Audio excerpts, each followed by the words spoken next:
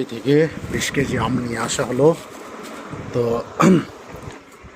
দেখি কেমন আম দিল ছোট ভাই।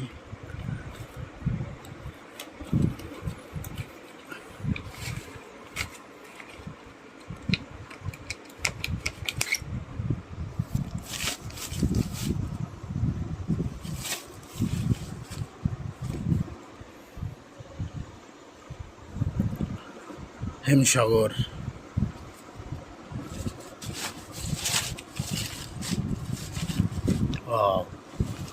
চরম চরম আম আছে তো,